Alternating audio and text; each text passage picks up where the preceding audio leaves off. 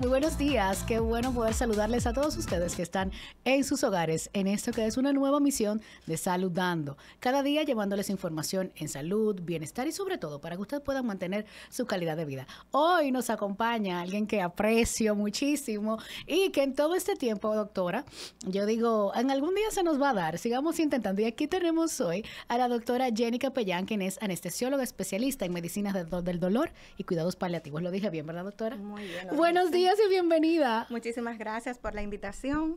Esperamos que podamos difundir un tema tan importante y que esto nos sirva de plataforma para que las personas conozcan más acerca de cuidados paliativos. Hablemos un poquito antes de entrar directamente al tema de los cuidados paliativos, porque muchas veces uno entiende que hay temas que se ponen en boga. Entonces yo entiendo que cuidados paliativos es uno de esos. O sea, ahora todo el mundo habla de este tipo de tratamiento, por así decirlo, de acompañamiento. Pero antes de llegar ahí, ¿cómo se relaciona la parte de anestesiología y medicina del dolor con cuidados paliativos? Bueno, realmente las especialidades primeras para especializarse en cuidados paliativos es anestesiología, o sea, es como un prerequisito tú ser anestesiólogo para posteriormente ser especialista en medicina del dolor y cuidados paliativos. Actualmente no es así, hay otras especialidades clínicas que también se están especializando en cuidados paliativos, como por ejemplo pediatría en cuidados paliativos pediátricos, los geriatras en cuidados paliativos en los pacientes ya de la tercera edad, pero en un principio era anestesiología el prerequisito, dado a que los anestesiólogos tenemos más formación con respecto al manejo de sustancias controladas, llámese los opioides. Ya, entonces ahí es que viene, entonces ese tratamiento de ese paciente muchas veces tiene que definitivamente llevar algún tipo de esas sustancias, como usted dice. Así es. Estos medicamentos de utilidad mundial están destinados para el control de síntomas, especialmente dolor y disnea, en los pacientes oncológicos y pacientes terminales. Entonces, ¿qué son? Realmente ya explicado en un lenguaje así llano, que podamos todos entender. Este público, usted sabe, que estamos fuera de la materia clínica, entender los cuidados paliativos y a quiénes van dirigidos. Los cuidados paliativos es una rama de la medicina, como lo es pediatría, cardiología, pero específicamente está orientada para darle atención a pacientes y familias, muy importante, que están viviendo un diagnóstico de una enfermedad potencialmente mortal. Entonces, el objetivo de los mismos es brindarle ese acompañamiento que al final se traduce en una adecuada calidad de vida y disminuir el sufrimiento que aqueja tanto el diagnóstico como el tratamiento, que muchas veces el paciente necesita continuar para el manejo de su condición de base. ¿Cuáles serían algunas de esas enfermedades? Uno normalmente lo relaciona con cáncer, pero hay otras enfermedades que también pues motivan a que uno tenga ya sea un familiar o que uno opte por estos cuidados paliativos. Sí, esa es muy buena pregunta. Cuando las personas piensan en cuidados paliativos, piensan en que el paciente tiene cáncer. Inicialmente empezó con este tipo de pacientes, pero sabemos que existen criterios de terminalidad para enfermedades no oncológicas. Por ejemplo, la Sociedad Española de Cuidados Paliativos, por siglas CEPAL, ellos definen que un paciente paliativo es aquel que puede tener un daño a un órgano importante y que no es candidato a un tratamiento disponible, por ejemplo, en el país que está, o que no es candidato a un trasplante. Por ejemplo, te voy a poner un paciente que tiene una insuficiencia cardíaca, que tiene disnea, es decir, le falta el aire estando aún sentado, que no puede dar 2 pasos porque se ahoga, eso es un INHA 3, se llama a nivel de medicina, que ha sido el paciente refractario al tratamiento curativo y que no es candidato a un trasplante. Entonces ya ese paciente es un paciente paliativo de una enfermedad no oncológica. Qué bueno poder tener esa explicación de su parte, porque tal vez hay muchas familias con alguien y no saben cómo abordar ese padecimiento que tienen. Por eso no me lo han referido, o a mi médico de cabecera no me ha hablado o no me ha explicado de que yo puedo hacer este acompañamiento de cuidados paliativos. Así es. Hay un término aquí en el argot popular de que me lo entregaron al paciente. Me lo entregaron, ya no hay nada que hacer. Lo mandaron para su casa. Lo mandaron para su casa y los mandan en su desconocimiento a su casa a padecer los resultados de los síntomas agobiantes de esa enfermedad terminal.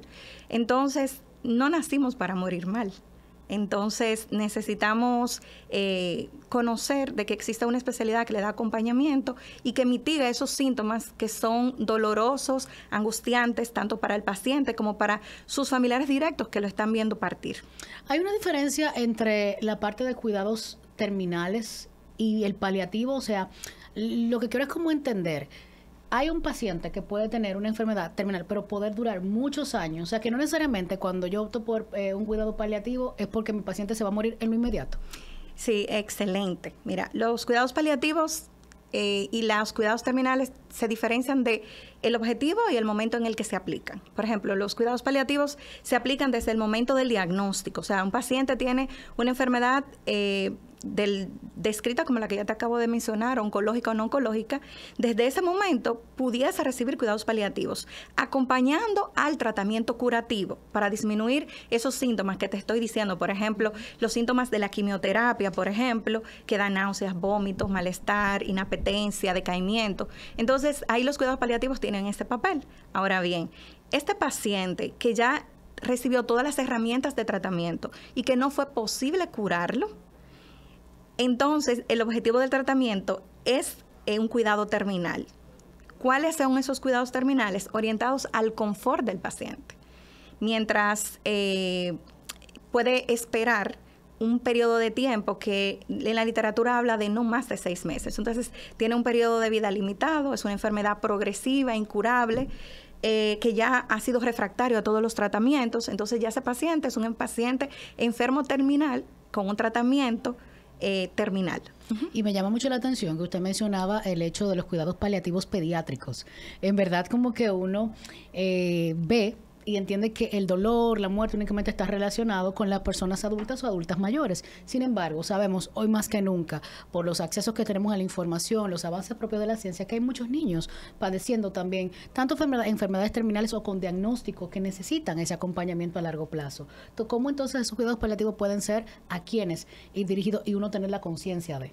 Sí, mira, usualmente los pacientes pediátricos que asisten a la consulta son referidos ya por sus oncólogos pediatras para el manejo más bien de los síntomas acompañantes al tratamiento, y casi siempre son oncológicos. Pero, por ejemplo, aquellos pacientes que tienen unos trastornos al momento del nacimiento, que tienen, por ejemplo, daño cerebral irreversible, que están confinados a una silla de ruedas, por ejemplo, son pacientes que pudiesen recibir cuidados paliativos para evitar las úlceras y también para que la familia se sienta apoyada y saber qué esperar, porque el diagnóstico en sí genera dolor y sufrimiento en el familiar. Entonces, los cuidados paliativos, como te decía al principio, no solamente están orientados para tratar al paciente, sino también para cuidado de las familias. Iba a hacer énfasis en ese punto que usted destacó también al iniciar, y es el hecho de que van dirigidos a la familia. Muchas veces nos olvidamos del cuidador y del familiar. Que yo entiendo que hay familiares que son cuidadores, pero como familia tenemos, ¿verdad? Vamos cargando una mochila, pero el que le toca cuidar, que muchas veces también sufre un desgaste en el proceso de entender al propio paciente, pero también al familiar que está preguntando y no está aquí. ¿Cómo poder sobrellevar todo este tipo de situaciones en un tratamiento integral y de quienes ustedes se acompañan en esto? Sí, lamentablemente en nuestro país la familia es el cuidador directo.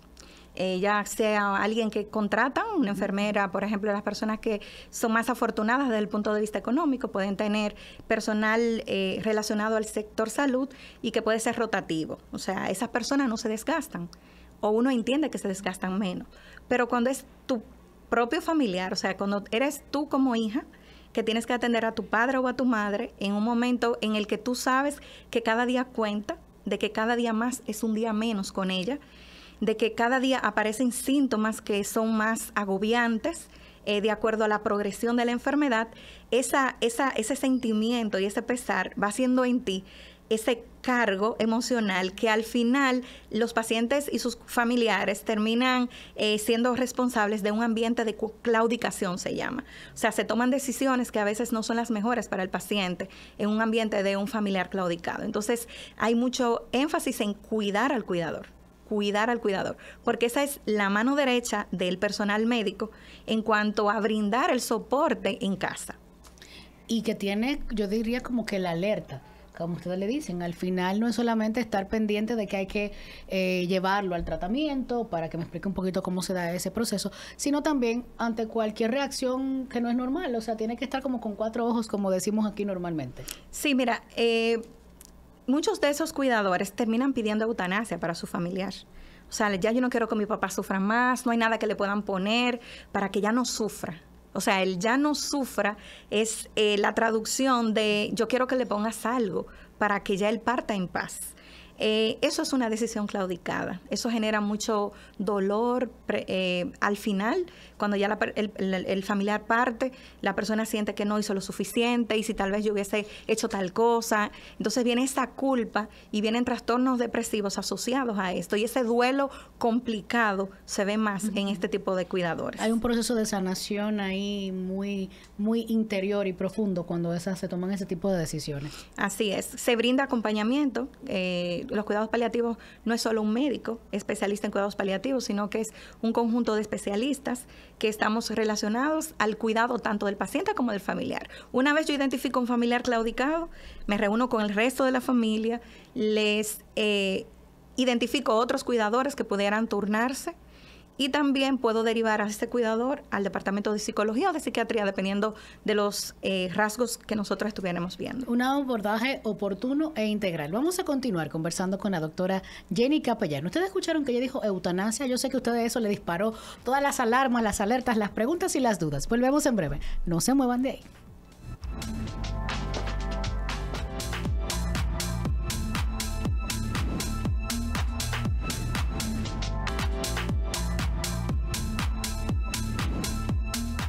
Qué bueno que ustedes mantienen la sintonía con Saludando. Asimismo, yo espero que ustedes vayan a seguirnos en las redes sociales como Saludando RD con doble D. Y también por ahí mismo entren a Vicky Modas para que sigan así con piezas como las que llevo en el día de hoy. Y cada uno de estos días ustedes pueden verse totalmente regias y así como con su estilo, siendo honestas a su estilo en Vicky Modas, ubicado en el segundo nivel del Hospital Metropolitano de Santiago. Así que ya saben, pasen por allá. Doctora, volvemos a nuestro tema de hoy. Usted tocó un tema interesante y es la eutanasia. Digo interesante porque despierta muchas pasiones, muchas dudas y muchas opiniones, muchas veces sin fundamento y base de que se aborda y cómo se aborda esto en el país. Bueno, vamos a decirte que primero, eutanasia no está aprobado, no es legal en nuestro país, así como en nuestros países de Latinoamérica no está aprobado. Entonces, pero sí vemos en el ámbito internacional, donde sí están aprobados este tipo de tratamiento, vamos a decirle así, al final de la vida. Pero es el resultado de unos cuidados paliativos no aplicados en el momento preciso, porque ¿de qué se trata? El objetivo de cuidados paliativos es mitigar el dolor y el sufrimiento sin dañar al paciente, sin terminar con la vida del paciente, porque no adelanta el proceso natural del fallecimiento, los cuidados paliativos. Sin embargo, la eutanasia, el objetivo es terminar con el sufrimiento de la mano de la vida del paciente. Entonces, digámoslo en otro aspecto, es una manera de asesinato, vamos a decir. Entonces, en nuestro país, bueno, gracias a Dios no está aprobado. Lo que sí es que últimamente se ha estado hablando mucho de cuidados paliativos y la gente mezcla el concepto de cuidados paliativos y de eutanasia. Y que cuando va el equipo de cuidados paliativos a ver los pacientes, los familiares entienden que ya es el final, de que ya no le queda esperanza, de que ya no se puede hacer nada más y que este equipo es el que me va a ayudar a que la persona parta ahorita.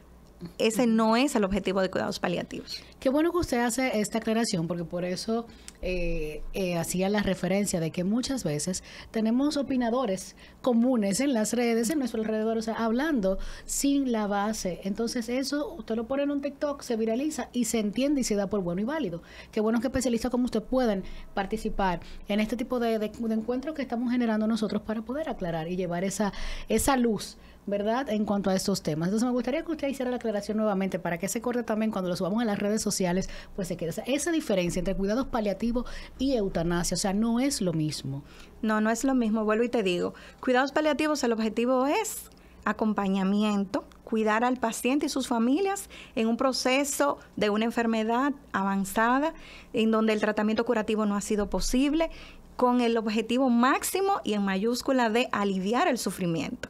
Mismo sufrimiento que es el responsable de que las familias y los pacientes de manera adelantada soliciten eutanasia, que es aplicar fármacos potencialmente letales. Y como yo te decía ahorita, terminar el sufrimiento terminando con el paciente.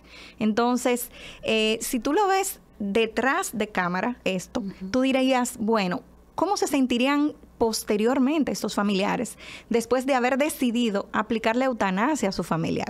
Hay un cargo de conciencia, imagino, un proceso del duelo muy distinto. Duelos complicados están relacionados a esto. Entonces, ¿por qué la gente pide eutanasia? Porque le teme al sufrimiento. Pero también me surge aquí ya en esta cabina, como si en este país está, ¿verdad?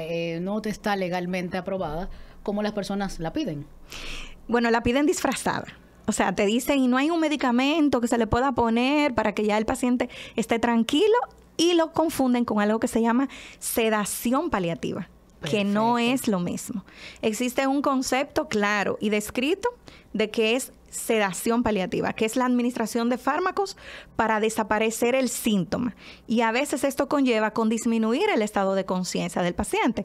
Por ejemplo, un paciente que se está ahogando porque tiene un tumor a nivel pulmonar, que trata de inhalar y no tiene aire, eso es genera un sufrimiento tanto para el paciente, pero como para las personas que lo están viendo. Existen fármacos que se le pueden colocar al paciente en estas disneas refractarias que ya no mejoraron a ningún tratamiento médico posible, se le ponen sedantes en los cuales el paciente se queda tranquilo, pero el objetivo de estos fármacos no es que el paciente muera. El objetivo de estos fármacos es disminuir la conciencia y que el paciente no sienta que se está asfixiando. Es muy distinto el objetivo de sedación paliativa y de cuidados paliativos. Entonces, la sedación paliativa sí es un término que sí se hace en cuidados paliativos. Se conversa desde el principio con los familiares, porque voy a hacer un paréntesis, nuestros pacientes, en su mayoría los familiares son los que reciben la mayor parte de la información. Ellos hacen lo que se llama conspiración del silencio, no quieren que su familiar sepa su diagnóstico y no les hacen partícipes del tratamiento. Entonces, esto conlleva de que temas como este, de que si llega un momento en el cual los síntomas son refractarios, ¿estarías de acuerdo en que se te aplique sedación paliativa? Eso la mayoría de veces no lo responde el paciente, lo responde el familiar. Y no estaríamos tal vez o siendo más coherentes si involucramos al paciente en la toma de decisiones, o usted recomienda que realmente sea de esa manera? No, las recomendaciones internacionales es que el paciente participe, porque a veces esos pacientes tienen cuestiones pendientes, cuestiones emocionales, espirituales pendientes, y no les da chance resolverlas porque entienden de que están recibiendo un tratamiento curativo. Y sus familiares saben que cada día es un día menos para él, pero él no lo sabe. Por lo tanto, esas cosas las aplazan para el futuro, un futuro que probablemente no tienen. Entonces, hablando desde el punto de vista de resolver estas situaciones, pero viene otra cosa muy importante, y es que el paciente llega a un momento en que se siente abandonado. Porque al principio, cuando tiene la enfermedad, el familiar lo lleva a la urgencia, lo lleva a la consulta, y ya en la etapa terminal, él, en pleno desconocimiento de qué es lo que está ocurriendo, siente de que, vaya, me están dejando en la casa, ya se cansaron mis hijos, ya les soy una carga, ya lo que quieren es que me muera, ya no me están tratando. Y provoca su propia, porque ya ese estado de estrés pues también alinea, ¿cierto? ¿Verdad?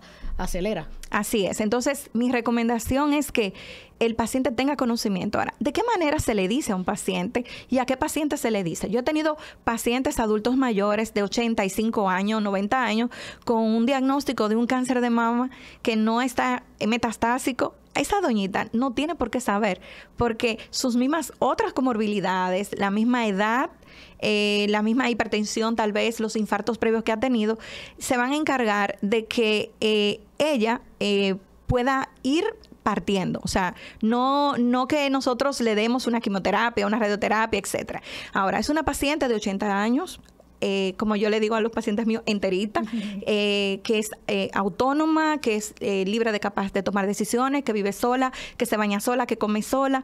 Esa paciente pudiera tener un tratamiento. Lo que te quiero decir, este paciente adulto mayor encamado no tiene por qué saber, ya que a los 90 años le diagnosticaron un cáncer de próstata. O sea, ya yo entiendo que ahí le lastimaría más que entender, porque incluso la manera más bonita de explicarlo para ellos serían lastimosas.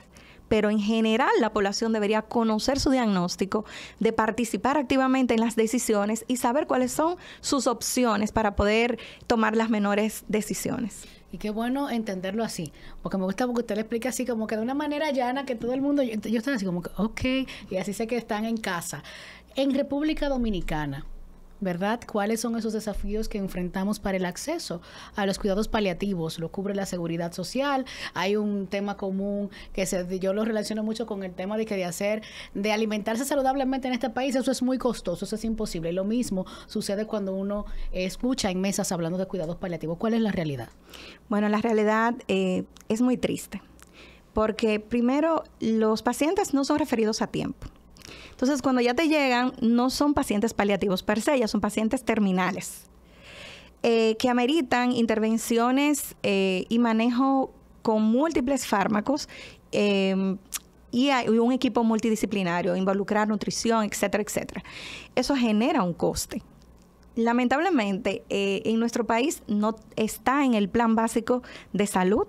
O sea, los pacientes tienen que pagar por los cuidados paliativos, que eso es para mí algo que no es comprensible cuando la Organización Mundial de la Salud declaró que los cuidados paliativos son obligatorios en el 1990.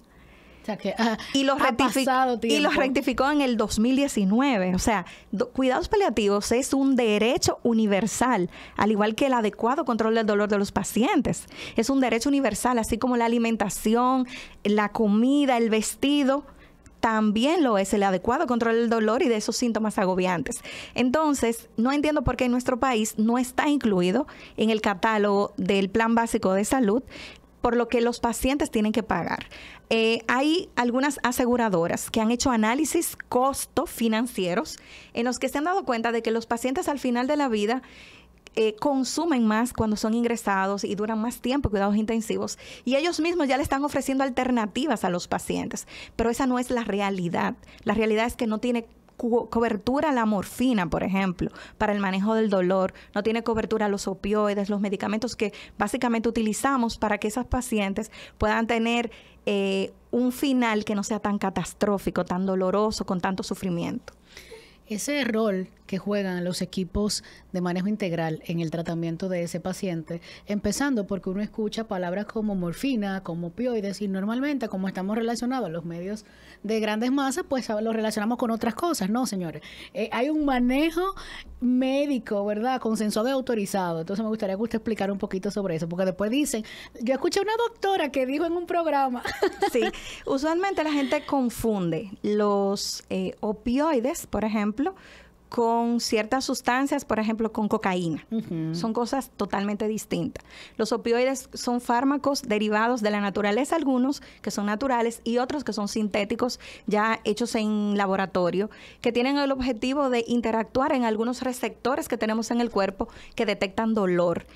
También se encuentran a nivel del árbol respiratorio en pacientes con cuidados paliativos que tienen falta de aire. Nosotros podemos utilizar estos opioides de manera inhalada.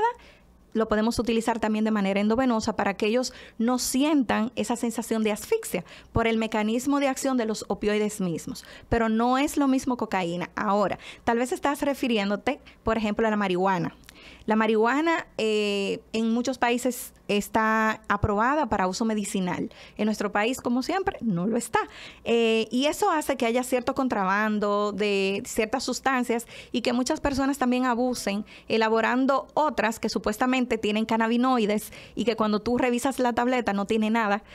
Más bien forma parte de una estrategia de marketing para hacer otros usos. Exactamente, pero realmente no es lo mismo. Los opioides sí están indicados, sí en manos de un profesional bien capacitado y en el paciente ideal sí pueden ayudar bastante, y los efectos colaterales se manejan de manera concomitante al uso de la administración de los mismos. Ahí está totalmente explicado. En esta parte final, doctora, vamos a nuestro segmento de mitos y realidades. Son dos mitos que son parte de lo que dice o lo que escuchamos comúnmente en las calles, y usted va a decir qué tan cierto o qué tan falso puede ser. El primer mito del día de hoy, lo vemos ahí en pantalla, es: los cuidados paliativos son solo para cuando ya no hay nada que hacer.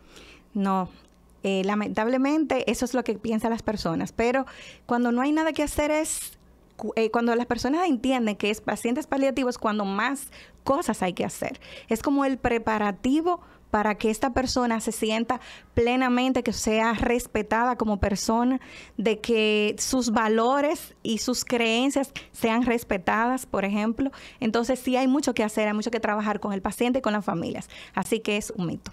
El siguiente mito, que ya usted lo ha venido aclarando, pero ya vemos que esto está muy fuerte intrínsecamente en la sociedad, y es que recibir cuidados paliativos significa acelerar la muerte. No, al contrario.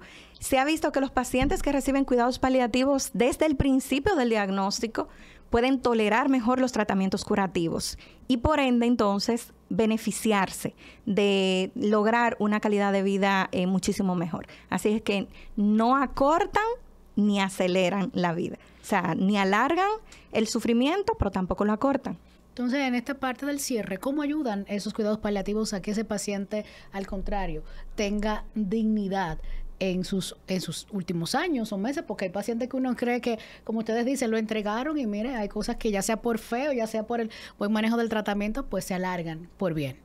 Sí, mira, la dignidad y el respeto al ser humano es el objetivo principal del cuidado paliativo. O sea, conocer nuestro paciente y saber qué le gusta, qué le apasionaba a ese paciente hacer. Las personas hablan de dolor siempre cuando hablan de sufrimiento, pero una persona que es maratonista y tiene un accidente, queda parapléjico, tiene un dolor emocional casi equiparable al otro dolor que hace la compresión de una enfermedad. Entonces, el conocer a nuestro paciente y nosotros saber de qué manera podemos ayudarle a que este diagnóstico que está recibiendo, a que este problema de salud sea más llevadero, es el objetivo principal de este tratamiento. No quiero despedir sin antes aclarar también una preguntita que teníamos por ahí que nos hicieran. ¿Los cuidados paliativos únicamente se dan en algún centro específico especializado o pueden darse en casa? Se pueden dar en ambos. Inicialmente, la mayoría de los pacientes nos lo refieren los oncólogos o algún clínico dentro del ambiente hospitalario. Pero posteriormente, el paciente puede muy bien recibir cuidados paliativos en su casa. Va a depender siempre, primero, de la red de apoyo que tenga este paciente, de los recursos que cuenta el paciente para poder beneficiarse de este servicio. Porque como muy bien te decía al principio, no está en cobertura. Algunas aseguradoras están negociando con algunos planes de salud, pero la realidad de la comunidad no es esa. Hoy la doctora Jenny Capellán habla con nosotros, o habló en esta parte, de todo lo que tiene que ver con medicina del dolor, cuidados paliativos. Y yo le dije, doctora, yo quiero hacer preguntas sobre el tema anestesia y parte quirúrgica. Pero señores, eso quiere decir que tiene que volver, porque el tiempo de hoy se nos ha agotado y ese es otro tema súper interesante, el temor a la anestesia y por qué retrasamos a veces hasta procesos necesarios a nivel quirúrgico. Doctora, ¿dónde podemos entonces contactar con usted para cualquier acompañamiento en lo que tiene que ver con manejo del dolor? Bueno, yo laboro en el Centro de Cáncer del Hospital Metropolitano de Santiago. El número de teléfono 829-947-2222, extensión 53300. Estamos a la orden. También en las redes me pueden escribir, yo les respondo. Y espero que esto haya servido para que las personas conozcan un poquito más y sepan cuáles son sus derechos. Es un derecho solicitar cuidados paliativos. Me encantó esa, yo les respondo. Así que ya ustedes saben. Doctora, muchísimas gracias por acompañarnos en el día de hoy. Y a ustedes, como siempre les digo, gracias por el favor de su sintonía y será hasta la próxima cuando nos saludemos nuevamente.